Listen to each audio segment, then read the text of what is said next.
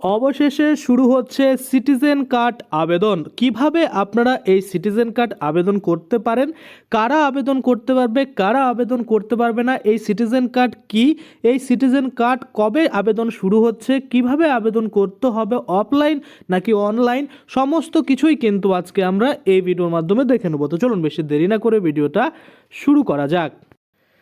তো সবার প্রথমেই আপনাদের যে কাজটা করতে হবে, নর্মালি গুগলে এসে সার্চ করতে হবে ইয়বং। যখনই আপনারা ইয়বং লিখে সার্চ করবেন তখনই আপনাদের সামনে ইয়বং.in এই যে অফিসিয়াল পোর্টাল সেটা চলে আসবে। এখানে আপনারা দেখতে পাচ্ছেন যে রোজভ্যালির টাকা বর্তমানে ফেরত দেওয়া আছে। আপনারা যারা রোজভ্যালিতে ইনভেস্ট করেছিলেন তারা কিন্তু আপনাদের টাকা কীভাবে ফেরত নিতে পারেন এখানে ক্লিক করে আপনারা দেখতে পারেন। তো আজকে আমরা সরাসরি এই সার্চ বাটনের উপরে ক্লিক করবো এবং এখানে আমরা সিটিজেন কার্ড লিখে সার্চ করে দেবো। সিটিজেন কার্ড লিখে সার্চ করতে আপনাদের সামনে সিটিজেন কার্ডের যে পোস্ট সেটা চলে আসবে। দেখতে পাচ্ছেন আপনারা সিটিজেন কার্ড অনলাইন অ্যাপ্লাই 2025 ভারতে চালু হচ্ছে সিটিজেন কার্ড। এখানে আপনারা ক্লিক করে দেবেন। ক্লিক করতে দেখতে পাবেন এখানে কিন্তু পোস্টটা ওপেন হয়ে যাবে। আপনাদের সুবিধার্থে আমি একটু জুম করে নিচ্ছি, সেক্ষেত্রে বড় বড় লেখাগুলো আপনারা দেখতে পাবেন ভালো করে। দেখুন এখানে কি বলা হয়েছে যে বর্তমানে আমরা যদি একটু লক্ষ্য করি, এখানে পরিষ্কার করে বলছে যে বর্তমানে প্রত্যেকটা ভারতীয় নাগরিকের জীবনে কিন্তু আধার কার্ড এবং ভোটার কার্ডের গুরুত্ব অপরিসীম। যে কোনো সরকারি ও বেসরকারি প্রতিটি ক্ষেত্রেই কিন্তু এই দুটি নথি কিন্তু যে ব্যবহার সেটা কিন্তু আবশ্যক করা হয়েছে নিজেদের পরিচয় ও নাগরিকত্বের প্রমাণপত্র হিসাবে। কিন্তু বর্তমানে আধার কার্ড শুধুমাত্র ব্যক্তির পরিচয় প্রমাণ বহন করে, নাগরিকত্বের নয়। অর্থাৎ আপনার আধার কার্ড শুধুমাত্র আপনার পরিচয় বহন করে, কোনো রকম নাগরিকত্বের কিন্তু নয়। এবং এখানে আরেকটু বলেছে আপনারা যদি দেখেন যে আর ভোটার কার্ড হলো শুধুমাত্র দেশের মানুষদের ভোটের অধিকার দেওয়াটা নিশ্চিত করে। তাই দেশের কেন্দ্রীয় সরকার নতুন একটি নথি চালু করার চিন্তা ভাবনা করেছে, যা একই সঙ্গে দেশের নাগরিকত্বের পরিচয় এবং নাগরিক হওয়ার যে পরিচয়, অর্থাৎ আপনার পরিচয়পত্র সহ আপনার নাগরিকত্বের প্রমাণ কিন্তু করা হবে। সেটা কিন্তু এখানে বলছে এই নতুন নথিপত্রের নাম হবে সিটিজেন কার্ড। অর্থাৎ এই কার্ডের নাম কি দেওয়া হয়েছে, সিটিজেন কার্ড। আমরা যদি টেবিল অফ কন্টেন্টে দেখি যে এই সিটিজেন কার্ডের উদ্দেশ্য কি, সিটিজেন কার্ডের সম্ভাব্য সুবিধাগুলো কি কি এবং কিভাবে আবেদন করতে হবে।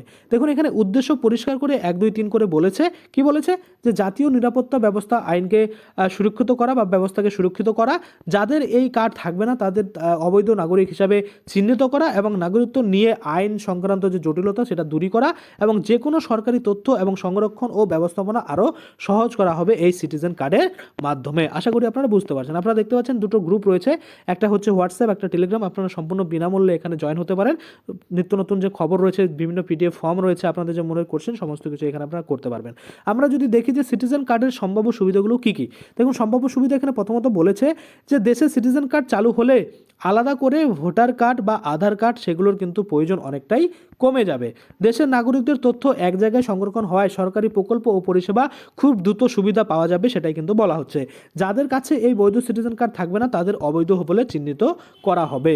এবার যদি আমরা দেখি কিভাবে আপনাদের আবেদন করতে হবে, দেখুন এখানে আবেদন করার জন্য পরিষ্কার বলছে যে এনপিআর এর আপডেটের মাধ্যমে আপনাকে কিন্তু আবেদন করতে হবে। অর্থাৎ যখন ন্যাশনাল পপুলেশন রেজিস্টার খাতাতে আপডেট করা হবে, আপনাদের নাম নথিভুক্ত করা হবে, আপনাদের ফ্যামিলির নাম নথিভুক্ত করা হবে, সেই সময় কিন্তু এটা আপনারা আবেদন করতে পারেন বা তারাই কিন্তু করে দেবে। কি, দেশের নাগরিকদের ব্যক্তিগত ও পারিবারিক তথ্য সংগ্রহ করা হবে। দেশের নাগরিকদের প্রাপ্ত তথ্য থেকে এই যে কার্ড সেটা কিন্তু তৈরি করা হবে এবং অবশ্যই সেটা যাচাইয়ের পর বৈধ নাগরিকদের কিন্তু ইউনিক সিটিজেন নম্বর দেওয়া হবে। যাচাই করা তথ্যের ভিত্তিতে ইস্যু করা হবে এই সিটিজেন কার্ড। অর্থাৎ বৈধ নাগরিকরাই কিন্তু পাবে, কোনো রকম অবৈধ যারা রয়েছে আধার কার্ড ভোটার কার্ড যারা বানিয়ে রয়েছে তারাও কিন্তু পাবে না। আশা করি আপনারা বুঝতে পারছেন। এবার যদি আমরা দেখি এটা কবে শুরু হচ্ছে, দেখুন এখানে পরিষ্কারভাবে বলছে যে নোট করে, তবে সরকারিভাবে এই প্রক্রিয়া কবে শুরু হবে সে বিষয়ে কিন্তু এখনও কোনো নির্দিষ্টভাবে ঘোষণা হয়নি। যখনই ঘোষণা হবে তখনই আমি আপনাদের জন্য ভিডিও বানিয়ে দেবো। আপনাদের বাড়িতে এসে কী কী কোশ্চেন করা হতে পারে, কী কী ডকুমেন্টস আপনাদের রেডি রাখতে হবে, সমস্ত কিছুই কিন্তু আমরা পরবর্তী ভিডিওগুলোতে দেখে নেব। তো আজকের জন্য ভিডিওটা এখানে শেষ করছি। ধন্যবাদ।